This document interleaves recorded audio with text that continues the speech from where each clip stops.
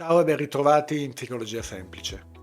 Oggi per voi c'è un video particolare con tante domande e nessuna risposta.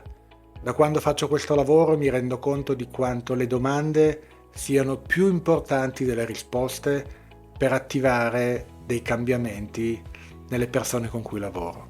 Lo scopo di queste domande non è solo quello di aprire un dibattito nei commenti alla fine del video, ma farvi riflettere su questioni cruciali che riguardano la nostra salute mentale e la qualità della vita che cerchiamo di perseguire. Questa inevitabilmente non può prescindere dalla società in cui viviamo. E quindi a tra poco con le domande, dopo la sigla.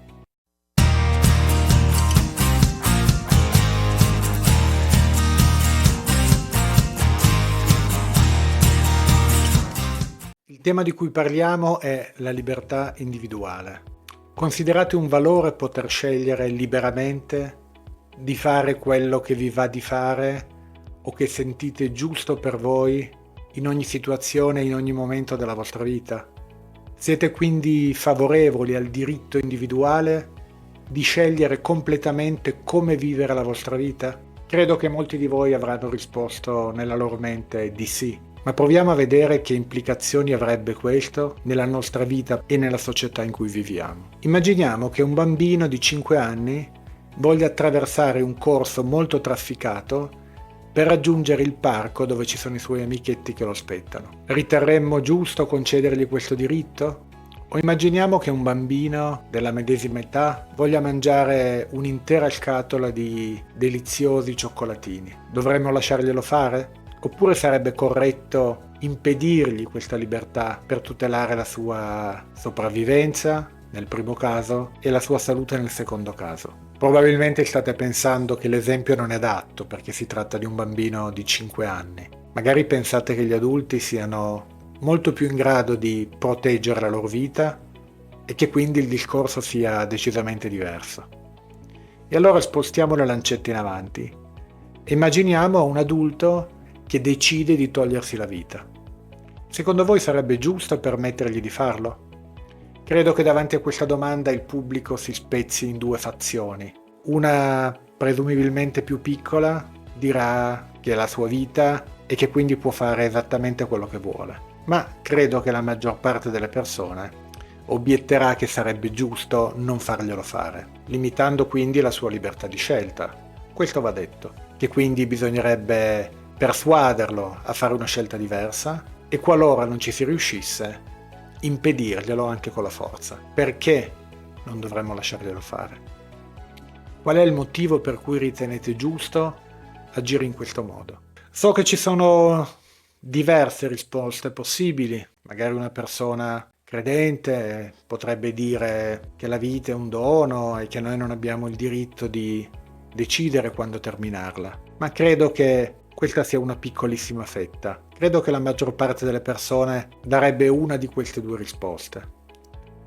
La prima, quella persona vuole togliersi la vita perché è infelice e disperata e noi come società dovremmo metterlo in condizione di uscire da quella condizione di malessere e portarlo a stare sufficientemente bene da decidere di non fare quella scelta definitiva. Il secondo motivo può essere legato al fatto che la vita di quella persona è importante per altri soggetti, per i suoi genitori, per i suoi figli, per sua moglie, per suo marito. E quindi quello che lui fa ha una ricaduta sulla serenità, la felicità, la stabilità economica di altre persone, perché non siamo individui isolati. Ok, spostiamoci da questa situazione e andiamo a una situazione meno drammatica. Una situazione che è oggetto di dibattito politico in tutte le parti del mondo e riguarda questioni molto discusse. Parliamo ad esempio del tema del diritto alla salute, che prevede che la società dovrebbe garantire alle persone di poter mantenere una buona salute. Pensiamo a una persona che per 30 anni abusa di alcol, tabacco, cibo spazzatura e poi si ammala e quindi richiede assistenza sanitaria allo stato in cui vive. Sarebbe legittimo secondo voi chiedere conto a questa persona di come ha trattato il suo corpo per 30 anni? fargli notare la sua responsabilità individuale per quella condizione di salute in cui si trova. Magari fargli affrontare personalmente le cure mediche o addirittura negargliele qualora lui non fosse in grado di pagarle. Sembrerebbe molto crudele come atteggiamento. Quindi magari voi siete più dell'idea che bisognerebbe comunque offrirgli tutto l'aiuto necessario, poiché lui ha il diritto di fare del suo corpo tutto ciò che vuole e avendo pagato le tasse per tanti anni, oggi ha il diritto di ricevere le cure migliori. E questo anche se è stato il suo comportamento a causargli quella situazione di malattia.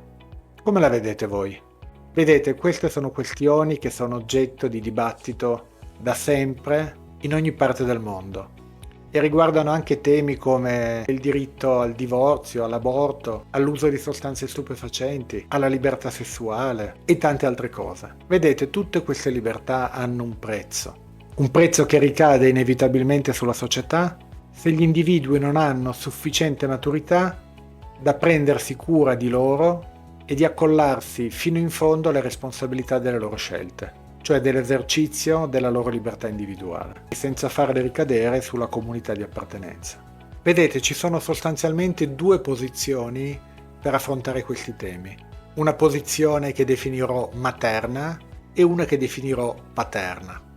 La prima prevede un approccio da parte della società più compassionevole, che attribuisce una responsabilità alla società intera e che quindi ritiene che le conseguenze individuali siano frutto di una responsabilità collettiva e che quindi è giusto offrire un aiuto a prescindere alle persone che si trovano in una condizione di disagio.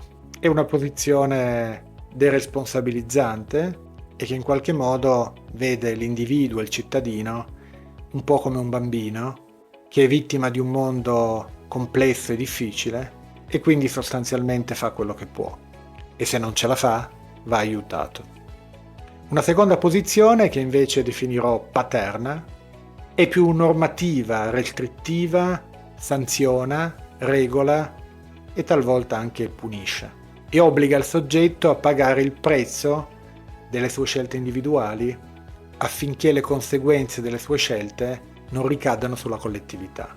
Vedete, armonizzare queste due posizioni non è altro che quello che devono fare dei genitori durante l'accudimento e l'educazione dei figli. Ed è un'impresa molto difficile. Quindi se a livello politico abbiamo due parti che esprimono questi due approcci, faticando anch'essi a trovare un equilibrio, è qualcosa di piuttosto normale. La modalità materna tende certamente a educare a dei comportamenti adeguati, però in sintesi poi deresponsabilizza e accoglie sempre a prescindere, un po' come fa una mamma. La parte paterna invece è più normativa e più sanzionatoria.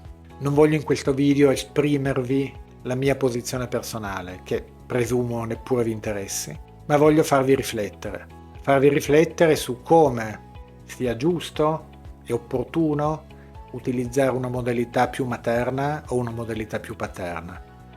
Ognuno di voi si può fare la sua idea, chiaramente, e può scrivermela anche nei commenti e sarò molto curioso di leggerla. Quello che però vi voglio dire è che per riuscire a trovare la miglior risposta possibile è molto importante che non prescindiate da quello che sappiamo su come funziona l'essere umano. Siete qua perché siete interessati alla psicologia, a come funziona il cervello e queste sono le informazioni utili per trovare la miglior risposta anche a domande di questo tipo. L'animale uomo è frutto di un'evoluzione lunghissima, ha delle sue logiche, ha dei suoi meccanismi, ne abbiamo parlato tanto quando abbiamo parlato delle dipendenze, ma anche quando abbiamo parlato della scelta del partner, della violenza domestica. Ecco, per avere una visione scientifica, per trovare delle risposte a queste domande, è molto importante che continuiate ad approfondire e a capire sostanzialmente cosa ci possiamo aspettare dall'animale uomo. Se davvero è in grado di gestire questa libertà totale, oppure se delle dinamiche ancestrali rischiano di prendere sopravvento sulla sua vita e portarlo a scelte distruttive per sé o per la società.